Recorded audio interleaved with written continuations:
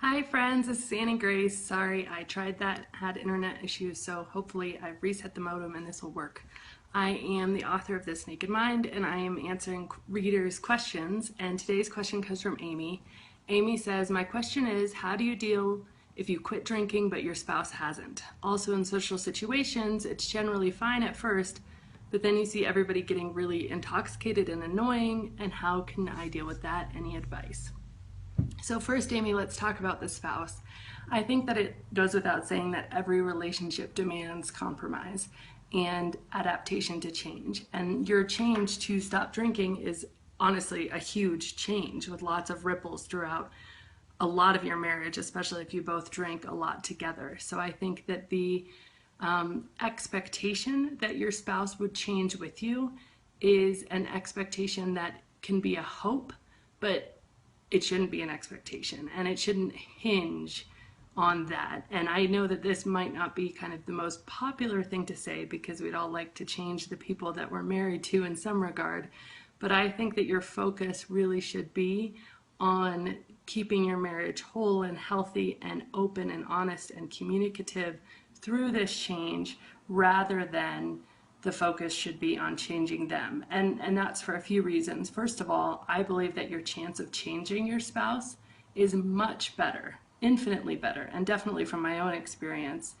when you have an open, honest, accepting relationship where they don't feel judged, where they don't feel like you're looking over their shoulder, and where they feel accepted just as they are. That encourages self-reflection, where if you are kind of looking at them in a different way now and judging their drinking or even questioning their drinking, that's going to encourage defensiveness. So I actually think your best chance of having your spouse come to the realization of wanting to change is through complete acceptance and complete lack of judgment. And I think number two is that the truth is that any change that we make for somebody else is never going to stick. I have a good friend and she's sober, and it's been about 7 years for her now, and she's on the dating circuit, and so she starts dating somebody, they really like each other, and she says, well, I'm sober and I don't really want to be in a relationship with somebody who drinks. And most guys at first, they say, okay, well, that's cool, like alcohol isn't that important to me, and so I'll just stop drinking. And then almost inevitably she catches them drinking. And the truth is that I don't think that that change, unless it comes from a place of the individual wanting to change and the individual desiring a change within themselves for themselves, change for another person, even if it's the spouse, is usually not long-lived. There has to be something more to it than that. So really, truthfully, you probably think you might want them to change for you, but you want them to change for them. And so what you want to do is foster an environment where they become open to their own self-reflection. And I think that is best done in a few ways. And first of all, like we talked about, complete lack of judgment. And this is hard because, you know, it doesn't feel like judging to want to share this and to want to be a bit of a zealot about it, because you're free, you're excited about it, you see something they don't see, and you know that if they could just see what you see, if they could just feel what you feel, if they could just know what you know about alcohol, like they would have this same freedom and it would just be bliss and you know, roses all into the future.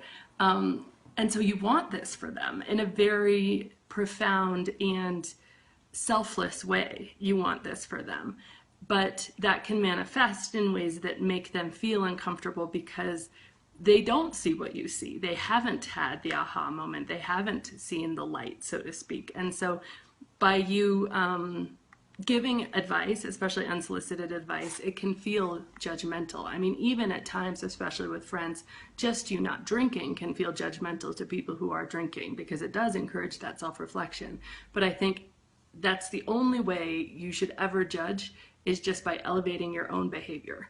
And then the word judge even is dropped from that scenario, because actually you're not judging, you're just being true to yourself. And by that, if that encourages self-reflection, it's kind of the right kind of self-reflection. Again, this is obviously just my opinion. But I think second is really making sure that you've accepted yourself first. Make sure that this is your path and that you're doing this for you, and that, and you know, again, this is going to be kind of unpopular, but give him a break, because the truth is that you are in the minority, and it's a beautiful, life affirming, amazing, incredible minority, but most of the Western world drinks. So for him to drink, isn't that abnormal? It probably feels abnormal to you right now, again, because you see all this great stuff, but just by realizing how normal it is and how brainwashed we are, it can hopefully help you extend a little bit of acceptance and grace to him. Again, because you're accepting yourself, you're realizing that you are in the minority, you're realizing that this is a journey, and that it is not for you to necessarily dictate another person's change, even if that is your spouse. And then I'd also just try and remember that their drinking doesn't reflect on you. It's easy in marriage to start to believe that the other person and their behaviors and their actions are responsible for your happiness, especially when their behaviors and actions are making you unhappy. But the truth is that you're responsible for your happiness. And so even if you desperately want to control their behaviors, it's through acceptance, it's through grace, it's through not judging, that you have the best shot of them encouraging and coming around to their own change. And it's through just honestly living this newly affirmed, positive, healthy life.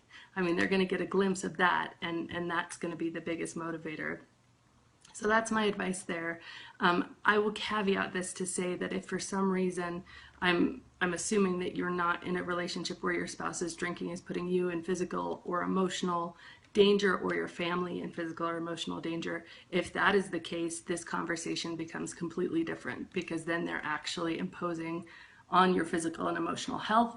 And that is a totally different conversation where you need strong, firm boundaries to protect yourself and your family. So I did not answer the question from that perspective, but I just want to make that really clear that, you definitely should not be a doormat if somebody's drinking is affecting you physically, emotionally, making you feel threatened, making you feel in danger. I mean, in those situations, I think part of the encouragement process is probably putting those boundaries in place to protect yourself, and those boundaries will help them kind of understand their own behavior. Again, I'm not an expert, and this is my opinion here, but that is what I think. And in terms of social situations, yeah, I totally get it. I mean, I spent probably the first 6 to 8 months trying to just do everything I used to do, which included staying up till 3 in the morning on New Year's Eve when I was sober and everybody else was drunk, and included going out to the bars after work dinners till all hours of the night, because I was so determined to keep it normal and keep myself part of everything. But the truth is that when people who were really fun and engaging and people you love and care about and who are enjoyable to talk to start repeating themselves and can't stand up straight, and their eyes go all funny, and they start to slur their speech, and their stories get boring, and eventually they just stop making sense, the person you love isn't really there anymore. Alcohol's kind of taken them, and that sucks, and that's sad. But in that situation, after a while, I just realized, wow, this is not worth my time.